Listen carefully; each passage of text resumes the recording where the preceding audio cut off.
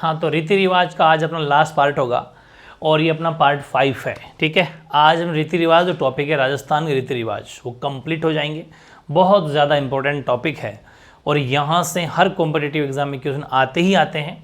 दूसरी बात, मैंने आपको लेवल बहुत ज़्यादा करवा दिया है, आपको सिविल सर्विसेज तक कोई दिक्कत नहीं आएगी। बस ये अगर पढ़ लोगे तो इसके बाहर कुछ भी नहीं है। ठीक है, ये अपना लास्ट टॉपिक है वो शोक और गम की रस्में जो होती है। इसके अलावा कुछ अन्य प्रथाएं मैंने लिए, कुछ एक छोटी मोटी कोई रह गई अपनी, तो सब कुछ लेके खूब तगड़ी मेहनत करिए। टॉपिक अपना कंप्लीट हो गया है। अब इसका आपका टेस्ट लेना बाकी है, जल्दी टेस्ट लेने वाला हूँ कल परसों में ही। उसके बाद अपन एक नया टॉपिक फिर से शुरुआत करेंगे। तो देखो, आज अपन लेते हैं शोक या गम की रस्में, फिर मृत्यु की रस्में, मृत्यु संबंध रस्में, सारी एक ही बात है। ये अपना लास्ट पार्ट होगा आज। सबसे पहली बात है बैंकुटी। ठीक है, बैंकुटी क्या होती है? कहते हैं ना कि बैंकुटी निकाली गई। ठीक है, यानी मृत व्यक्ति के शरीर को शमशान तक ले जाने हेतु उसे मृत्यु शैया पर ले जाया जाता है, उसे अर्थी या बैंकुटी कहते हैं। भाई लोग लेके जाते हैं, हम देखा होगा किसी बूढ़े बुजुर्ग किसी की डेथ हो जाओ तो उस होने पर फिर उसको सभी जो लेके जो जाते हैं वो कहते हैं बैंकुटी निकाली जा रही है, मतलब कि बॉडी को ले जाया जा रहा है। ठीक है, उसे बैंकुटी कहते हैं। ये सारे क्वेश्चन आते हैं, बहुत बार आए हैं, सेकंड ग्रेड के एग्जाम में बहुत बार आए हैं, आपके फर्स्ट ग्रेड में आए हैं, आरएस में आए हैं, एलडीसी में आए हैं, सीईटी में आए, सब में आते हैं कि बैंकुटी, बखेर, आदेटा, ये बदले उनमें से ये कौन सी प्रथाएं हैं, मृत्यु संबंधी, शोक, मृत्यु संबंधी है, विवाह संबंधी, ऐसे कुछ ऑप्शन आते हैं। ठीक है, तो वो सब भी इसी में से आएंगे। एक होता है बखेर। बखेर का मतलब बिखेरना। तो जब बॉडी, ये कहीं कहीं पर होता है, जब बॉडी को लेके जाते हैं, हम देखा खुले सिक्के वगैरह लोग पटकते हैं, तो मृत व्यक्ति के शरीर को शमशान तक ले जाते समय अर्थी के आगे धन लुटाना, आगे कुछ लोग पैसे फेंकते जाते हैं, वो बखेर होता है, मतलब बखेरना, बखेर होता है, लेकिन होता है मृत्यु संबंधी ही मतलब प्रथा है। एक होता है साहब आदेटा या आदेरा। आदेटा का मतलब क्या होता है? हाफ रास्ता तय हो जाना। आदेटा, आदेटा आ गया। आदेटा मतलब आधा रास्ता तय हो गया। बॉडी को जब लेके जाते हैं तो आपको पता है कंधों पे लेके जाते हैं। ठीक है, हिंदू धर्म में तो घर और शमशान तक की यात्रा के बीच में कोई चौराया जब आता है, चौराया, उस पर बैंकुटी की दिशा परिवर्तन की जाती है, ऐसा मान लो। ठीक है, डायरेक्शन चेंज कर लेते हैं, ऐसा मान लो कि मुंह अदला बदली कर लेते होंगे।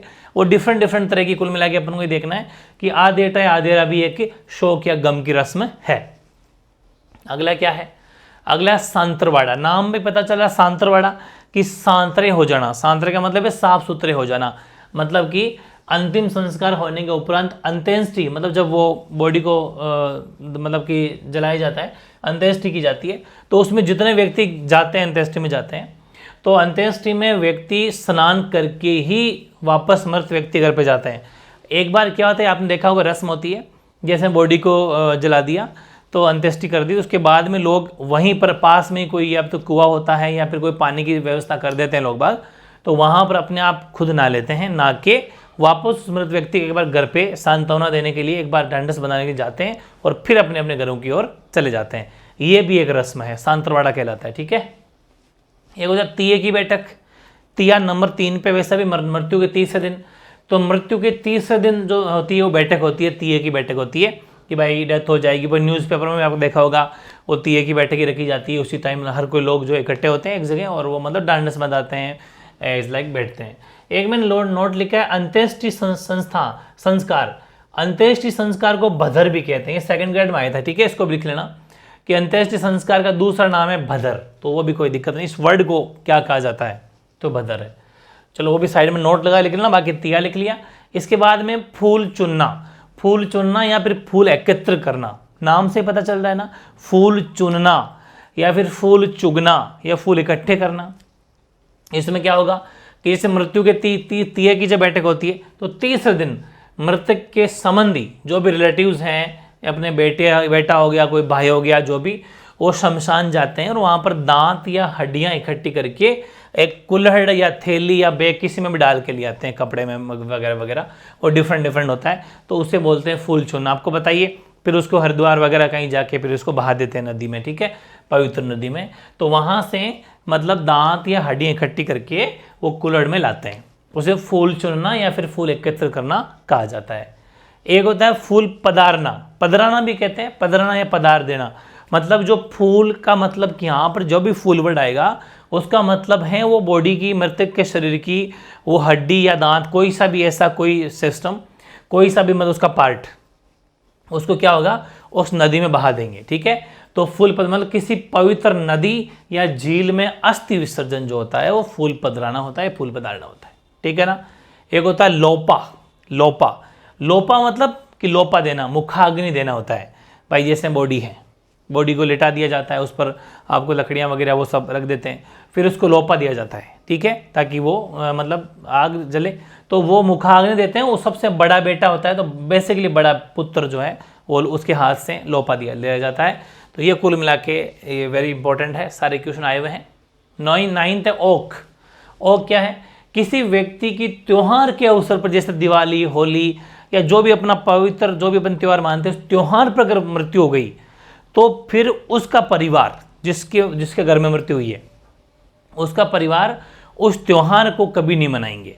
लेकिन ऐसा रूल है, ऐसी परंपरा और भी है कि इस हिसाब से, जैसे दिवाली पे किसी की मृत्यु हो गई या होली पे किसी की मृत्यु हो गई, तो वो परिवार कभी होली दिवाली नहीं मनाएगा जब तक, कहते हैं कि उसी दिन होली या दिवाली के दिन किसी नए छोटे बच्चे का, मतलब जो बेबी होता है, उसका जन्म ना हो जाए। उसका जन्म होने के बाद में कहते हैं कि अब वापस से मनाना शुरू कर देते हैं।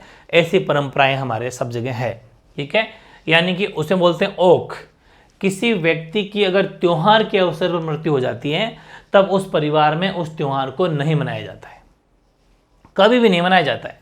लेकिन हाँ, उसी त्योहार को वापस किसी कहते हैं कि बर्थ हो जाता है, जन्म हो जाता है, तो फिर उस त्योहार को परिवार वापस मनाना शुरू कर देता है। एक होता है दोवणिया।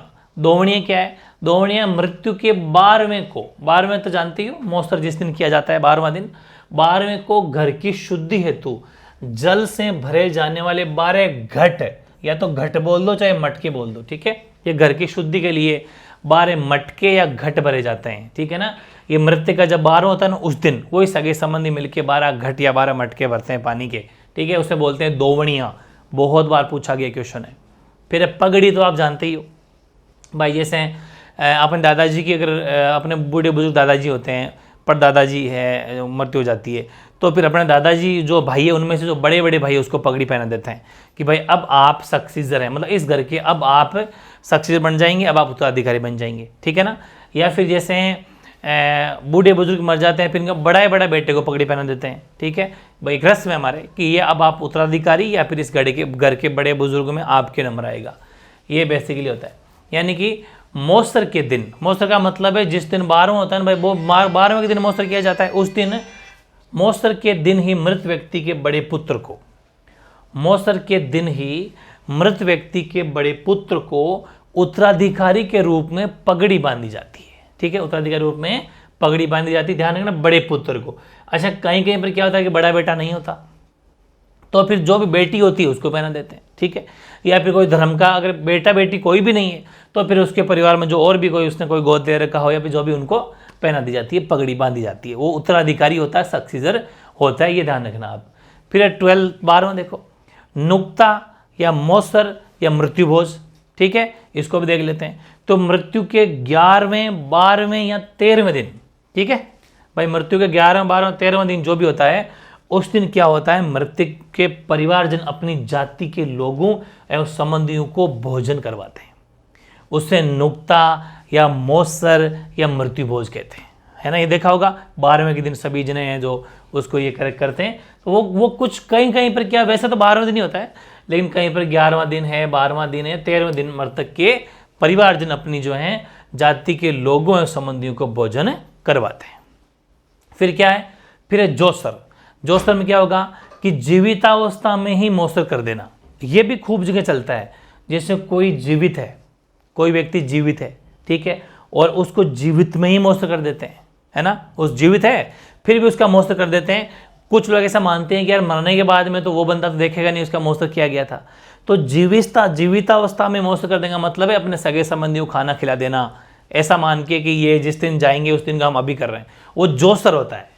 मौसर तो 12वें जब मरता है तभी, लेकिन जोसर जब जीवितावस्था में मौसर कर दिया जाता है, जोसर होता है, ठीक है। ये भी क्वेश्चन आया हुआ है। ऐसा होता है श्राद्ध, तो खैर आप जानते ही होंगे। श्राद्ध आपको पता है, पहली बात तो मैंने वो भी लिख दिया था कि रिवीजन हो जाए।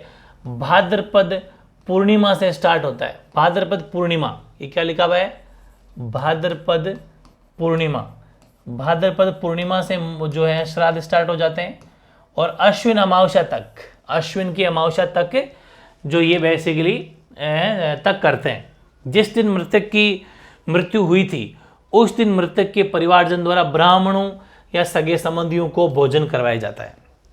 जिस दिन मृत्यु हुई थी उस दिन, ये श्राद्ध का टाइम पीरियड होता है। ऐसा जरूरी नहीं है कि भादवे के महीने में या भादवे के कौन सा श्रावण भादव आसोज के महीने मृत्यु हुई हो, आसोज के महीने मृत्यु होने की जरूरत नहीं है। लेकिन जिस तारीख को भाई, जैसे 5 तारीख हुई तो इस महीने की 5 तारीख को, या फिर पंचमी को या षष्ठी को तो इस महीने की षष्ठी को, सप्तमी को, इस तरीके से जो है ये श्राद्ध मनाया जाता है। मतलब अपने बूढ़े बुजुर्गों को रखते हैं ना कि आज उनकी आते हैं, कोई तो कहता है आज उनकी आते हैं, कोई कहता है कि आज उनका श्राद्ध है, ठीक है, अपने बुजुर्गों का, तो ये भी करते हैं श्राद्ध। एक होता है उठावना। उठावना क्या होता है कि मृतक के पीछे रखी जाने वाली 3 या 12 दिवसीय बैठक की समाप्ति जब होती है ना भाई, आपको पता है लगभग कुछ लोग 3 दिन की रखते हैं, कुछ लगभग तो 12 दिन की होती है। वैसे पूरे 12 दिन की बैठक होती है। आपको पता है जिस दिन डेथ हो जाती है उसी दिन बैठक बिठाई दी जाती है, लोग आते जाते हैं, सांत्वना देते जाते हैं, और जो भी जिनकी मृत्यु उनकी फोटो लगा दी जाती है, लोग आते जाते हैं। तो उठाओ बस, फिर क्या होता है, जैसे 12 दिन पूरे हुए तो 12 दिन पूरे होने के बाद में पीछे रखी जाने वाली 3 या 12 दिवसीय जो बैठक की समाप्ति, तो कहते हैं उठा लो भाई आज, मतलब फिर उठावना बोलते हैं उसको, ठीक है, उठावना हो गया। एक होता है घड़ोटियो या ठींचो। घड़ोटियो ठींचो क्या है, ये मृतक के 12वें दिन का भोज है। वैसे तो मौसर कहते हैं इसको, आप मौसर भी कह सकते हो, लेकिन ये वर्ड भी एक बार आया हुआ था, तो 12वें दिन का जो भोजन कहते हैं उसको घड़ोटियो या ठींचो भी बोलते हैं। वैसे मौसर एक ही बात है, मौसर में लिखा था नहीं, ये रहा मौसर, यही है मैन। ये 11वें 12वें 13वें दिन का हो गया एग्जैक्ट। अगर 12वें दिन का पूछे, सिर्फ 12वें दिन का ओनली, तो वो घड़ोटियो। वैसे दोनों ऑप्शन आज तक मैंने देखे हैं कि दोनों ऑप्शन सेम क्वेश्चन में नहीं आए हैं, या तो ये आया है फिर या मौसर ज़्यादा है, मौसर नुक्ता। तो लेकिन ये भी देख लेना, ये मृतक के 12वें दिन का भोज जो होता है वो घड़ोटियो या फिर ठींचो भी कहा जाता है। ढींचो, ठींचो, ऐसा अलग अलग थोड़ा बहुत वर्डों का फर्क आ सकता है, क्योंकि डिफरेंट जगह पर अलग अलग नामों से जाना जाता है।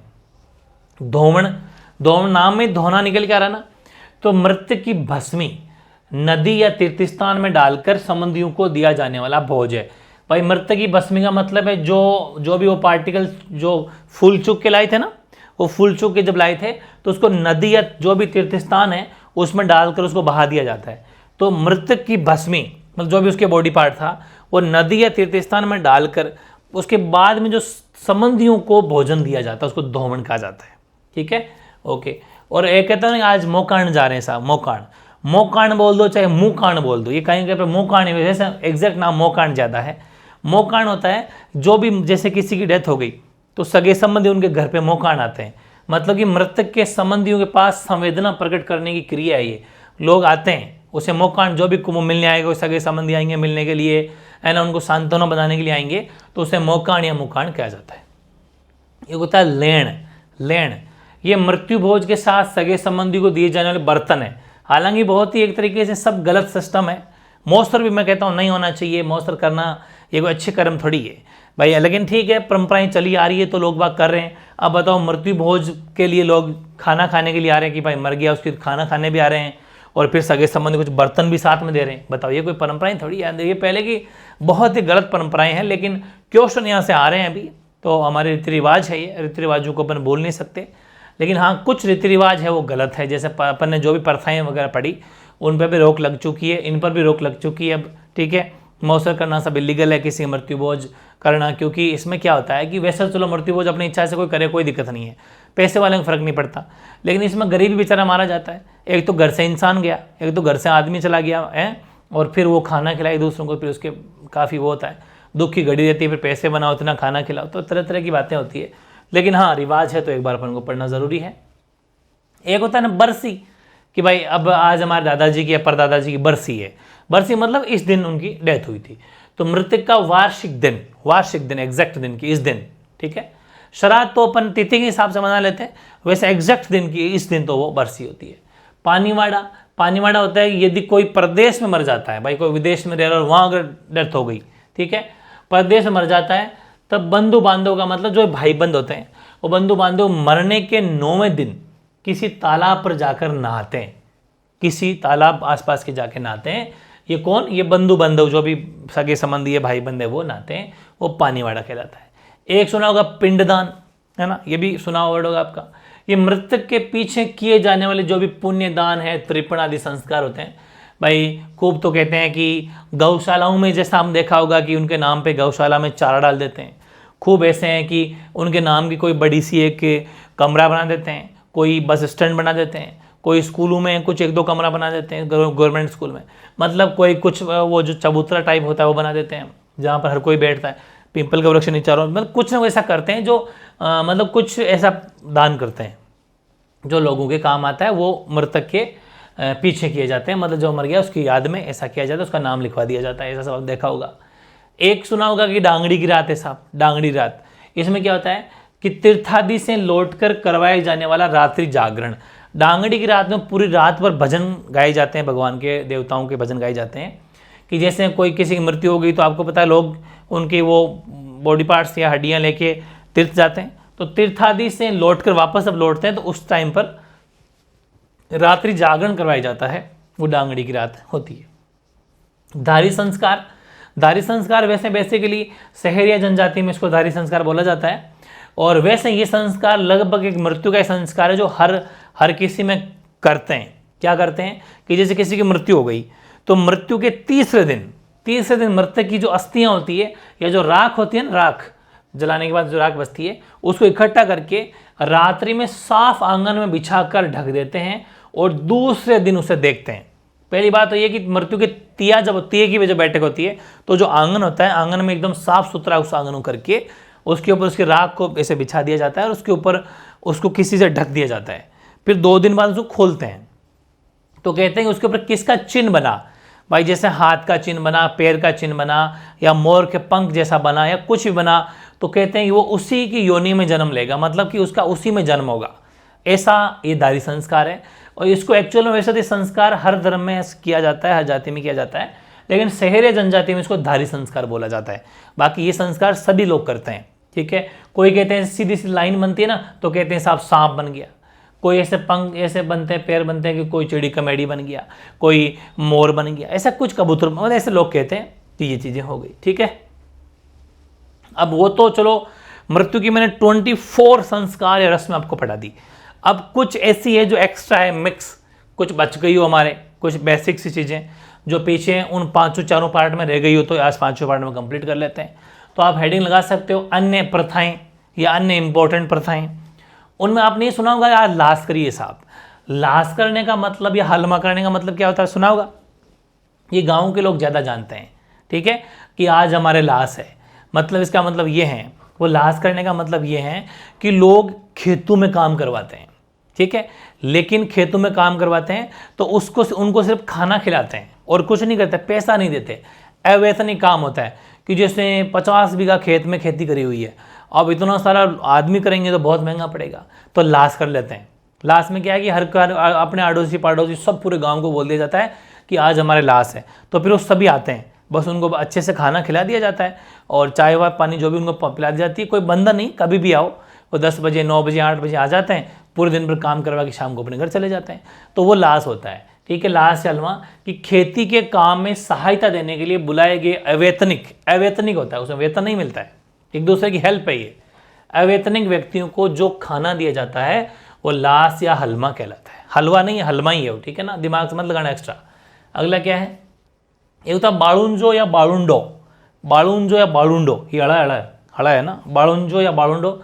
ये जब किसी लेडी का प्रथम प्रसव होता है, फर्स्ट डिलीवरी होती है, तो प्रथम प्रसव के समय पिता के घर से, आपको पता है कि फर्स्ट डिलीवरी, वैसे तो बेसिकली हमारे राजस्थान में ये भी एक परंपरा है कि फर्स्ट डिलीवरी हमेशा लगभग अपने माता पिता के पास में ही होती है लड़की की, ठीक है, मतलब जो भी लड़की होती है उसकी फर्स्ट डिलीवरी अपने माता पिता वापस वो ले जाते हैं उन दिनों में, या फिर जैसा नहीं भी होती है तो प्रथम प्रसव के समय पिता के घर से कुछ धन वगैरह दिया जाता है, और कुछ द्रव्य का मतलब है घी वगैरह भी देते हैं कि भाई नहीं हमारी बेटी की फर्स्ट डिलीवरी, तो द्रव्य में घी आ जाता है, 10 किलो 5 किलो जो भी घी देते हैं, आपने देखा होगा, ये हमारे राजस्थान में परंपरा है, ठीक है ना, बिल्कुल चलती है ये फर्स्ट डिलीवरी, मेन तो फर्स्ट, वैसे तो दोनों तीन जो भी डिलीवरी होती है सब में देते हैं, लेकिन प्रथम प्रसव में ये ज़्यादा किया जाता है। ढूंढ तो खैर अपन ने वैसे टेस्ट में ले चुका, लेकिन शायद लिखवाया नहीं हो तो लिख लेना कि बच्चे के जन्म की जो पहली होली होती है, बच्चे के जन्म की प्रथम होली पर किया जाने वाला जो संस्कार है वो ढूंढ, कहते हैं ढूंढ गालियो साहब, ढूंढ लेके गए थे, ढूंढ गाला था। तो ढूंढ का मतलब है जो बच्चे का जन्म हो गया और जो पहली पहली होली आएगी तो बुआ जी वगैरह जो होते हैं वो ढूंढ लेके आते हैं, ठीक है, ये ढूंढ होता है। एक होता है मौजी बंधन, ये ब्राह्मणों वगैरह में होते हैं, जो जनेऊ धारण करते हैं ना, जनेऊ, जनेऊ एक धागे का बना होता है जो ऐसे इधर से लेके इधर को बांध दिया जाता है शरीर के मतलब अंदर अपने, यज्ञोपवीत संस्कार है ये, या फिर ऐसा मान लो कि जनेऊ धारण कर लेना मौजी बंधन भी कहलाता है, ये ब्राह्मणों में ज़्यादातर होता है। एक है ओजू या वजू, ये मुस्लिम धर्म में है, इसमें नमाज पढ़ते हैं वो, तो नमाज पढ़ने से पूर्व शुद्धि के लिए हाथ पांव धोने की जो प्रक्रिया या क्रिया है वो ओजू या वजू कहलाती है, ठीक है ना, हाथ पांव धोते हैं तो ओजू या वजू कहलाती है। ये मुस्लिम धर्म में नमाज पढ़ने से पहले अपने आप को मतलब पवित्र करना, अपने आप को पवित्र करते हैं और फिर नमाज पढ़ते हैं। आपको पता है एक सच्चा मुस्लिम या कोई भी मुसलमान एक दिन में 5 बार नमाज पढ़ता ही है, तो वो नमाज पढ़ने से पूर्व शुद्धि के लिए हाथ पांव धोने की जो क्रिया है बिल्कुल वो ओजू या वजू कहलाता है, ठीक है। फिर है कुछ आदिवासियों की या कुछ जनजाति विशेष करके उनकी प्रथाएं भी है, जो मैंने यहाँ से नंबर 6 से लेके जितनी भी लिखी है ये आदिवासियों की है। जैसे कि जवेरा, आदिवासियों द्वारा नवरात्रा समाप्ति पर निकाला जाने वाला जुलूस, भाई जैसे नवरात्रा की समाप्ति हुई तो आदिवासी जो लोग हैं वो जुलूस निकालते हैं, उसे बोलते हैं जवेरा, ठीक है। एक होती है बयोरी, बयोरी क्या है कि जनजाति लोगों में दिन के भोजन के बाद कुछ आराम किया जाता है ना, विश्राम करेंगे भाई अब, उसे बोलते हैं बयोरी, बयोरी बोलते हैं उसको। ये भी क्वेश्चन आया हुआ है, ऐसे क्वेश्चन ऐसे आते हैं पता भी नहीं चलता क्या हो सकता है, अंदाजा भी नहीं अगर पढ़ा हुआ नहीं होगा तो, ठीक है। यानी कि ये जनजाति क्षेत्र में होता है, जनजाति में दिन का भोजन करने के बाद में विश्राम का जो समय होता है वो बयोरी कहलाता है। एक होता है कोंधिया, मेक या फिर लोकाई या कांदिया। ध्यान रखना चारों ही नाम इंपॉर्टेंट है, कोंधिया बोलो चाहे कांदिया बोलो, मेक बोलो चाहे लोकाई बोलो, ठीक है। चारों ही जो है वो ग्रासयू में मृत्यु भोज, ठीक है ना, ग्रासयू में जो मृत्यु भोज दिया जाता है। अपने तो जैसे हिंदू धर्म में बेसिकली, वैसे तो ये भी हिंदू धर्म में आते हैं जनजाति है, लेकिन ये जनजातियों को कुछ अलग रूल होता है कुछ, ठीक है। जनजातियों के आदिवासियों के अपने कुछ अलग कुछ परंपराएं, उनके नाम चेंज होते हैं, होता है तो वही, जैसे मृत्यु भोज को मौसर कहते हैं तो ये कहते हैं कि भाई ये तो कौन दिया कर रहे हैं, मैक कर रहे हैं, लोकाई कर रहे हैं, कांदिया कर रहे हैं, ठीक है।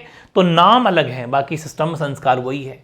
एक होता है अनाला भोर या भू प्रथा, इसमें क्या होता है कि ग्रासयू में जब नवजात शिशु की नाल काटते हैं ना भाई, वो अपनी माँ से, आपको पता है हर बच्चा माँ की जो नाभि होती है उससे कनेक्ट रहता है, फिर बच्चे जब जन्म होता है तो उस नाल को काट दिया जाता है, ठीक है, उसके बाहरी दुनिया फिर बाहर आ जाता है वो। तो ग्रासयू में वैसे नवजात शिशु की जब नाल काटते हैं तो उस प्रथा को वो कहते हैं भाई अनाला भोर किया है, भूप्रथा करिए, तो ये भी नाम है, ग्रासयू के अंदर किया जाता है, ठीक है। अपने तो सिर्फ जैसे नाल काटना बोल देते हैं, वो कहते हैं कि भूप्रथा है, अनाला भोर है, वो कह देते हैं, नाम अलग अलग होते हैं। एक होता है मेलबो, मेलबो विवाह है, मेलबो का मतलब है भेजना, की मेल दी, मेल दी का मतलब है भेज दी। भाई मेलबो का मतलब क्या होता है कि साहब लड़की को मेल दी हमने, तो ऐसा कहते हैं। मेलबो का मतलब है मेल देना, मतलब भेज देना, तो मेलबो विवाह है, बेसिकली ग्रासयू में की जाती है, ठीक है ना। वो खर्चे से बचने के लिए बिना कुछ खर्चा करे अपनी कहते भाई मैंने तो ऐसे ही मेल दी, गरीब थे साहब पैसा कहाँ से लाएं, इसलिए अब जो वधू थी उसको वर के साथ में ऐसे ही रवाना कर देना। यानी कि ग्रासयू में प्रचलित इस विवाह में खर्च बचाने के उद्देश्य से वधू को वर के घर छोड़ देते हैं कि ले जाओ भाई अब आपकी यहाँ से, ठीक है। तो अपना खर्च बच गया, ना शादी का झंझट कोई झंझट, बस उसके घर छोड़ आए। तो मेलबो विवाह ग्रासयू में प्रचलित है, ठीक है ना। एक होता है मौताना, मौताना वैसे क्या किया जाता है कि जैसे किसी आदिवासी की कोई एक्सीडेंट में मृत्यु हो जाए या कोई लड़ाई झगड़े में किसी अन्य कारणों से उसकी मृत्यु हो जाए, तो फिर वो आदिवासी जो लोग हैं या तो वो सामने वाले जो भी दोषी आरोपी है वो पैसा दे दे, नहीं देगा तो फिर ये मोताना करते हैं। मोताना का मतलब है उसको कूटेंगे, लठ बजाएंगे, मारकाट करेंगे, खून खराबा कर देते हैं, फिर जाके पैसा लेते हैं, ठीक है। यानी कि आदिवासियों में बेसिकली राजस्थान के उदयपुर संभाग वाले आदिवासी जो है ना वो, उनमें किसी दुर्घटना या अन्य कारण से मृत्यु होने पर आदिवासी समाज के पंचों द्वारा तय राशि आरोपी द्वारा वसूली जाती है। वो आदिवासी के पंच जो भी है, समाज के पंच वो डिसाइड करेंगे कि भाई इसकी एक्सीडेंट में मृत्यु हुई है, ये सामने वाले आरोपी की इतनी इतनी गलती है, इतना पैसा देना पड़ेगा। वो मोताना होता है, वो देना पड़ता है, नहीं देते हैं तो फिर वो खून खराबा होता है।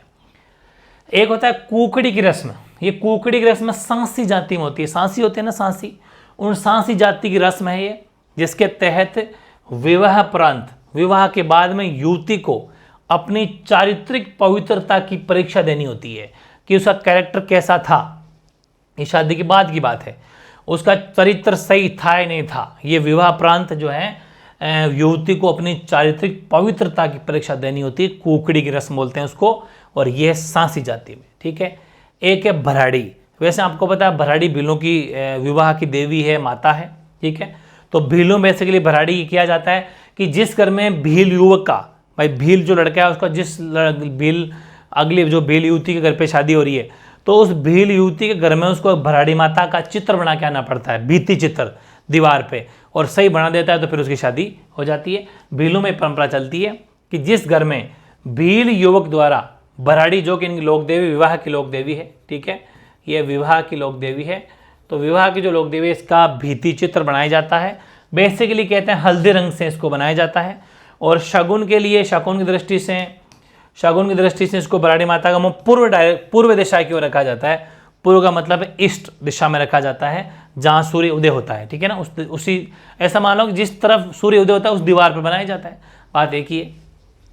या फिर ऐसा मान लो कि सूर्य उदय की तरफ माता का रखेंगे तो पश्चिम बना देंगे। ये सब बातें हैं, तो आपको ध्यान देनी है। कुल मिला के अपना जो टॉपिक था सामाजिक प्रथाएं और रीति रिवाज का टॉपिक, वो आज अपना कंप्लीट होता है। बहुत ही शानदार टॉपिक था, 5 पार्ट अपन इसके बनाए, ज़रूरी हो गए थे 5 अलग अलग पार्ट बनाना, ताकि ऐसे क्या कि बहुत ज़्यादा कंटेंट याद रखना मुश्किल था, क्योंकि एक दिन में इतना मुश्किल नहीं, इतना याद नहीं रह पाता। लेकिन डिफरेंट पढ़ेंगे तो आपके रिवाइज करने में भी इजी पड़ेगा, अच्छे से रिवाइज कर लेना। कुल मिला के 5 पार्ट अपने बनाए हैं, ठीक है। पार्ट 1 से लेके पार्ट 5 तक का एक आपका बड़ा टेस्ट होगा, वो होगा लाइव, ठीक है। तो लाइव टेस्ट होने वाला है, बड़ा टेस्ट होगा घंटे भर का, जिसमें सारे क्वेश्चन जितने बन सकते हैं बनाऊंगा। बहुत तगड़ा क्वेश्चन लेंगे अपने, 50+ क्वेश्चन लेंगे, हो सकता है 100 भी बना दें। उनको ढंग से पढ़ लोगे तो रीति रिवाजों में कोई भी क्वेश्चन बाहर नहीं जाएगा। लेकिन उसमें फुल बटा फुल आपको अगर लाना है तो 2 दिन का टाइम है, एक बार अच्छे से 5 पार्ट को पढ़ रखा हो, फिर भी दोबारा से पढ़ लो, ताकि ढंग से तैयारी हो जाएगी। और नोट्स मेरे साथ के साथ बना लेना, बाद में अगर छोड़ दिया, स्क्रीनशॉट लेके छोड़ दिया तो फिर वो रह ही जाएंगे, फिर वो नहीं आलस आएगा, नहीं उतार पाओगे, ठीक है। तो देखते हैं, रीति रिवाज का कंप्लीट टॉपिक हो गया आर्ट एंड कल्चर में, और कौन सा टॉपिक करेंगे, जल्दी कर लेंगे उसको भी कंप्लीट। देखते हैं कौन सा टॉपिक नेक्स्ट रहता है, ठीक है। तो ये था भाई टॉपिक अपना आज कंप्लीट, ठीक है, ओके।